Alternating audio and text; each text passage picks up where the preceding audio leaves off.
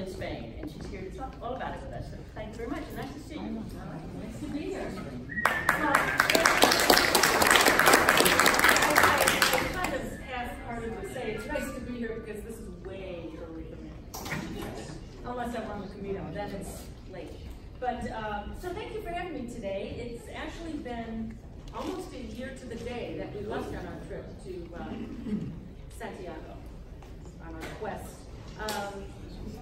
And I think as the intro in the email said, it was not my thing. I was not planning on doing this. I had never heard of the Camino de Santiago. And all of a sudden it shows up on my husband's bucket list. Who knew? Thank you, honey. So friends of ours, Bob and Suzanne Young, asked us 3 years ago now whether we would want to do it in 2 years. And I'm like, oh, sure, sounds good. 500 miles? Wow, seems like a lot. But yeah, sure, yeah, we're in. And to do the whole thing is kind of unusual, but we said, okay. And then last year it came up quickly. And I started panicking because after the first 2 days, they were talking about doing 15-mile days. It's not, anyone who knows me, it's not what I do. I had a Y membership for years. I never came here. So it was just a donation. It's just, I don't like to exercise. I think it's overrated. It's just not my thing.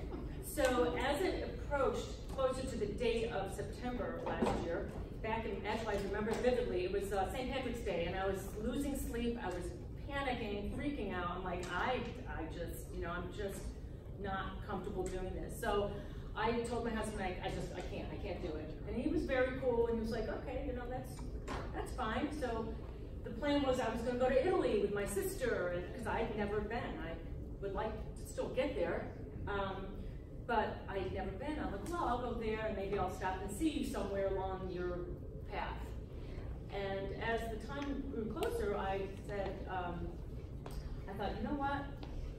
I am going to do this, but I'm going to skip the Pyrenees because that's way too much work. I just, you know, that's like woof, up and down in the mountains, and that's how you start. And I thought, that's really not for me.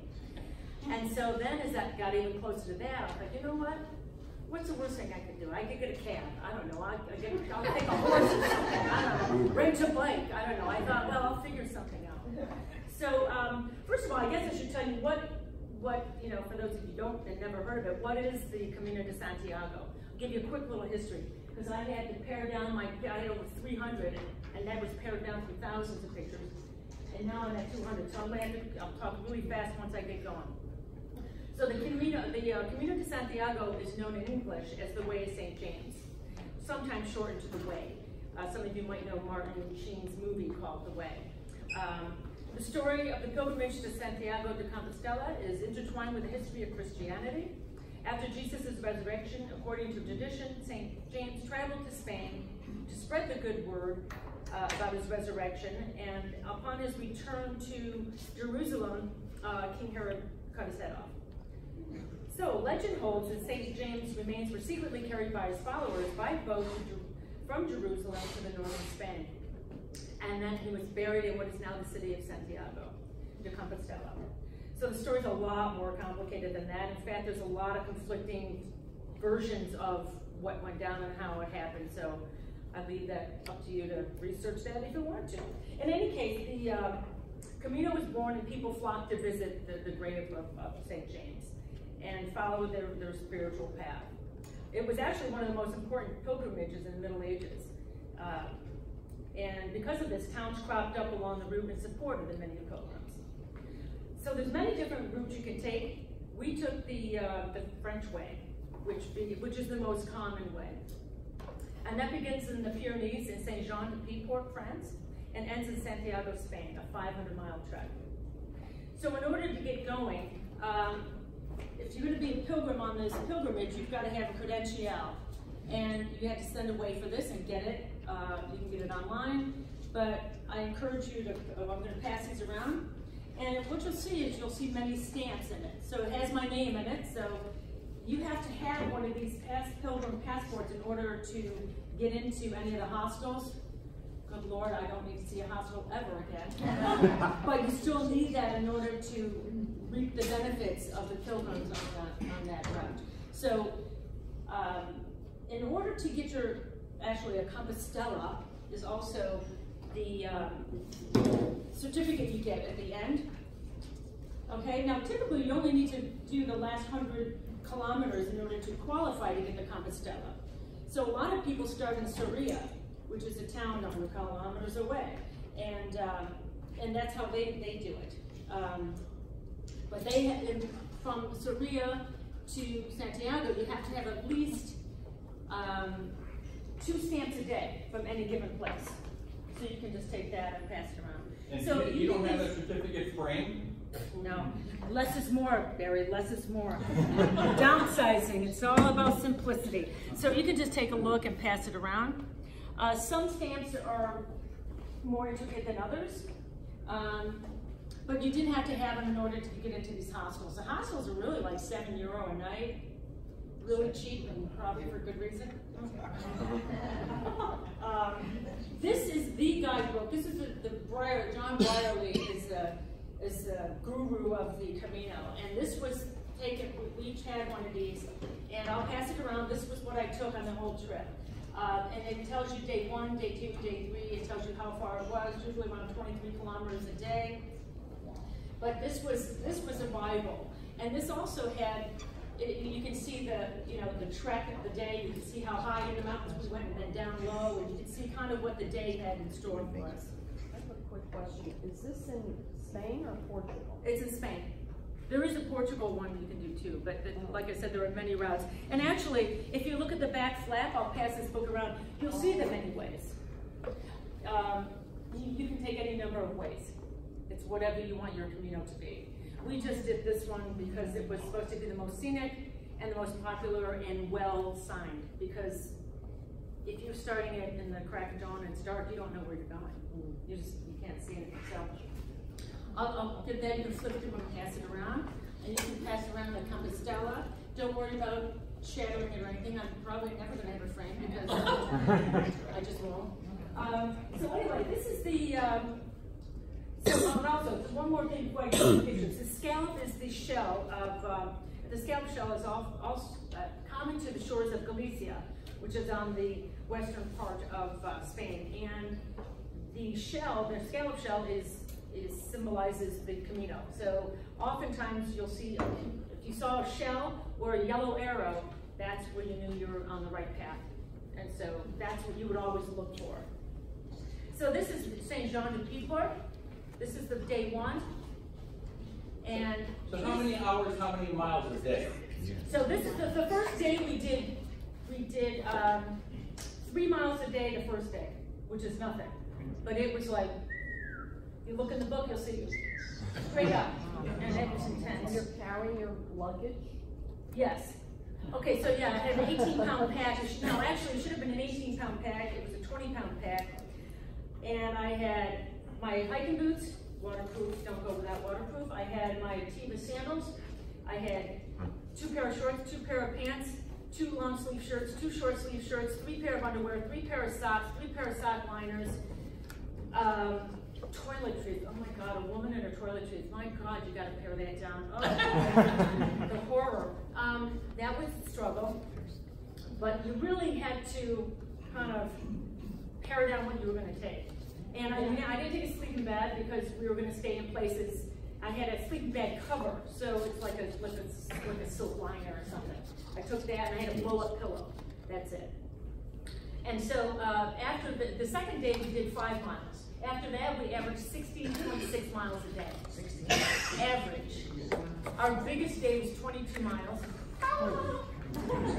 But that was because it was flatter terrain that day.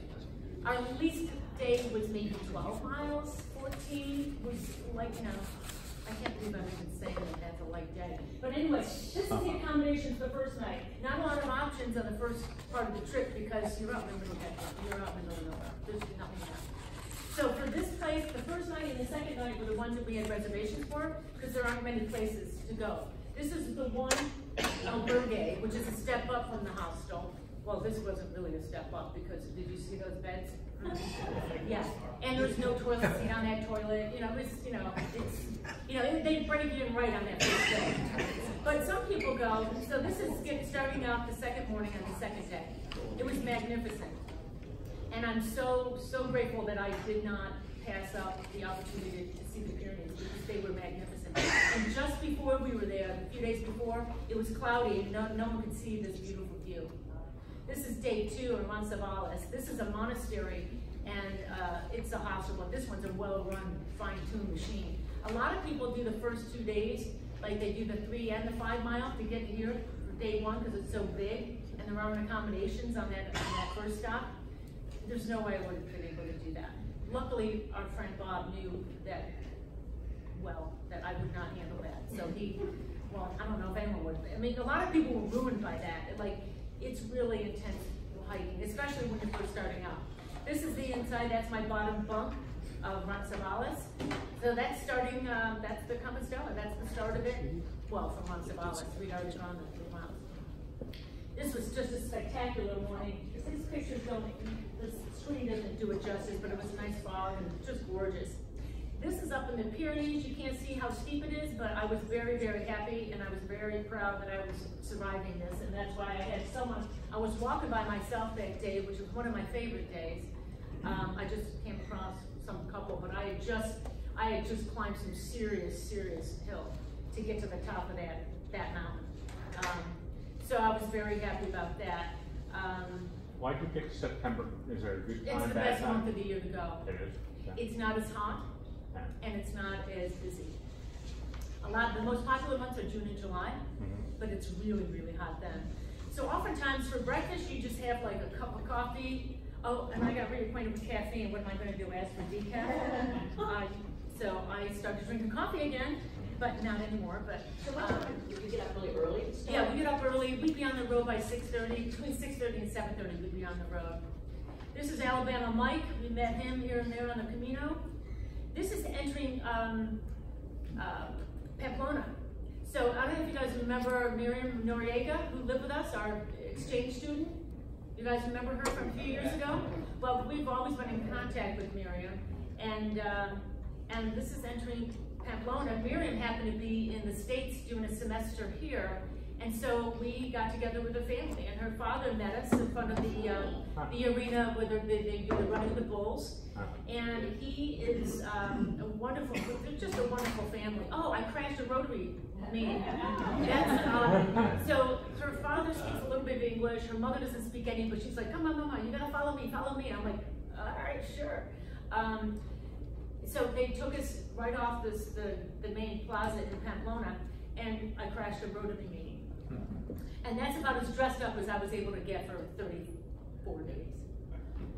Chelu is her father, and he's a chef, and they have this cooking club, they call it there. It's a guy's club, unfortunately, but it's a beautiful building. It's just incredible. He and his brother-in-law cooked a magnificent dinner for us, and it was just crazy good. And the building that they have for the cooking club is incredible. So if you ever go there, I'm sure you'd be welcome and be happy to cook you. If you see the background, that is Pamplona. So that's how far we walked the following day outside of Pamplona. And then there's That's where they do the pool, right? Yeah, that's where we were in front of that statue. So this was a sign at the top of the hill as we left town that said, "Don't forget, you were always on the way." So you'll find little signs like that. And out in the middle of nowhere was this hot coffee stand. They didn't have fruit. Someone would just be there and just, they just asked for donations. And that was pretty cool. That's a cool statue. Oh, this was the first day doing laundry in our room. They didn't have a washer where we were, so we scrubbed in the tub or the sink. I can't remember. It's all happily forgotten. I did learn a trick that when you're doing your clothes by hand, the good way to dry them is to roll them up in a dry towel and walk on them. Who knew?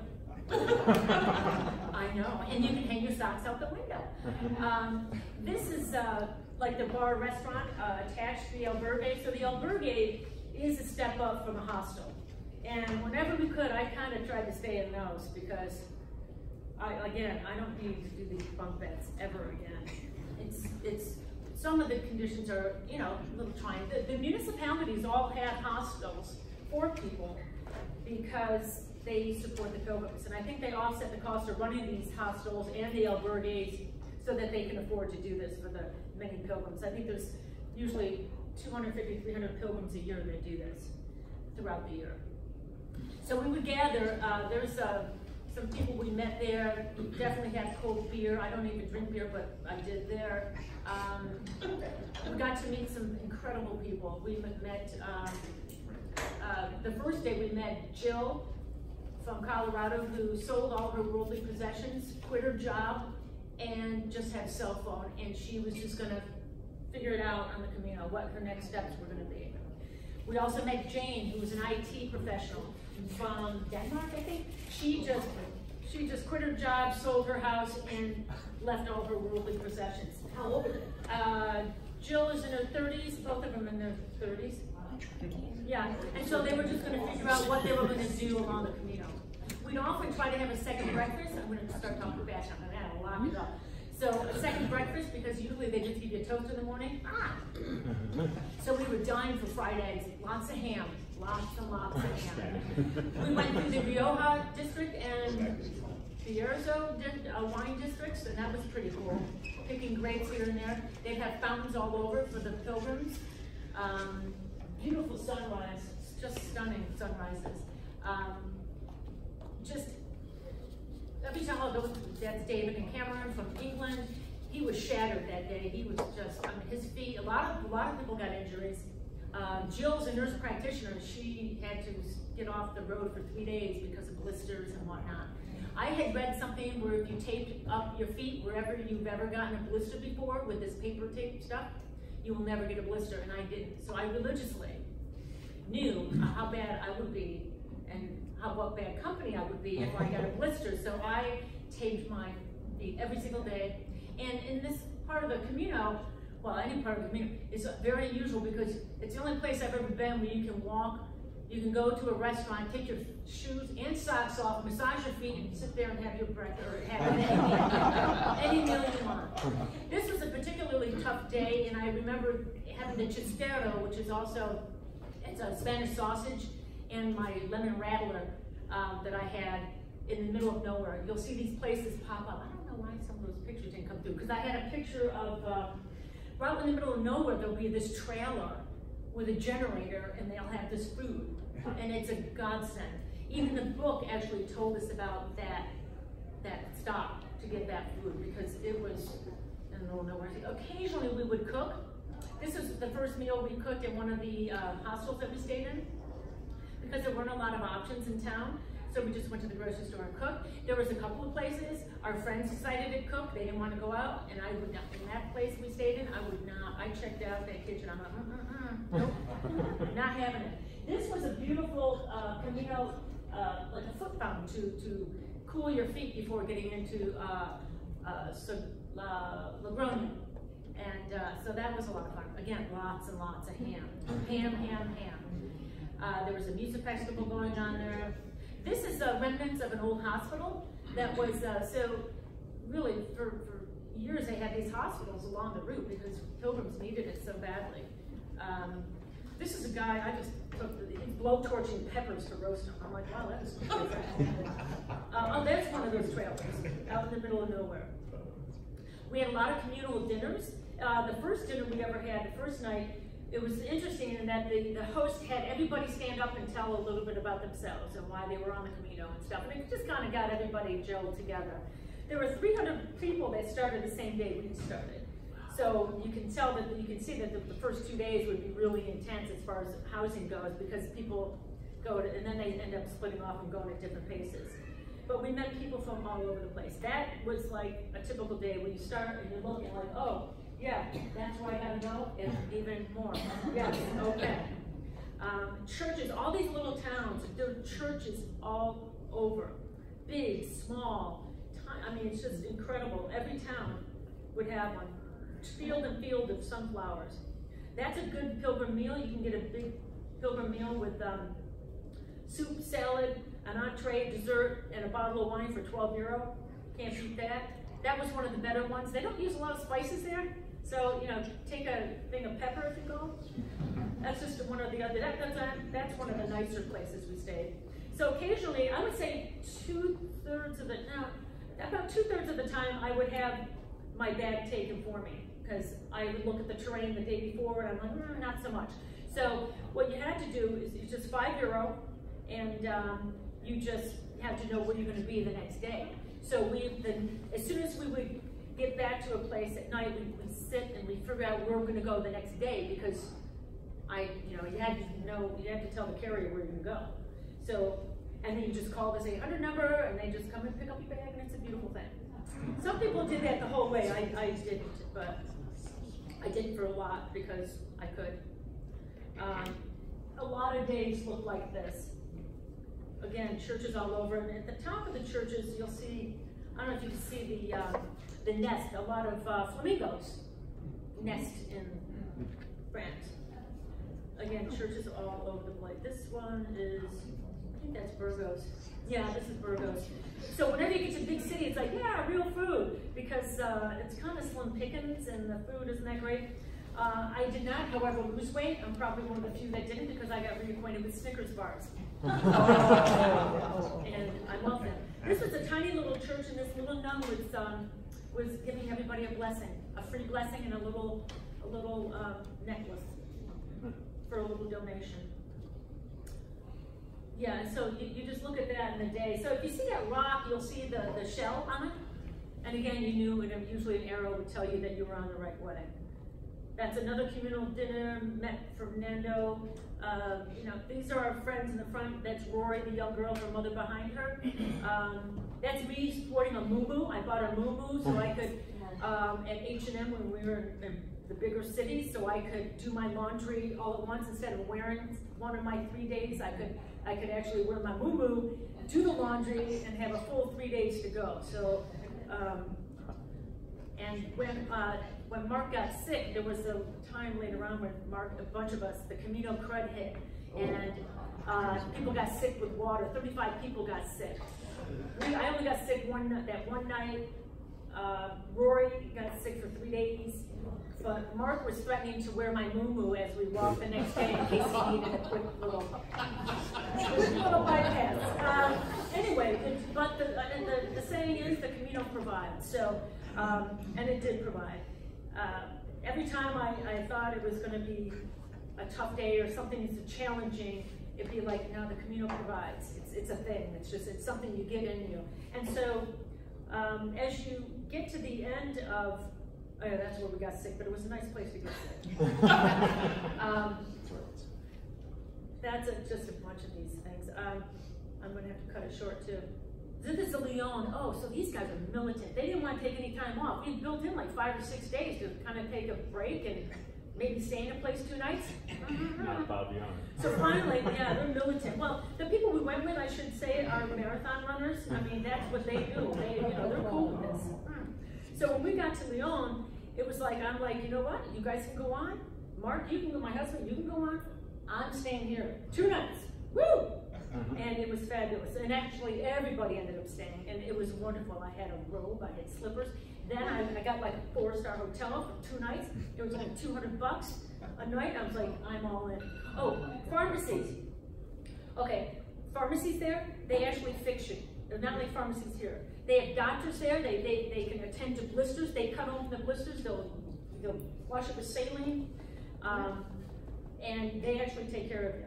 The meseta is the desert part of it. Oh, that's that kitchen I would not use. So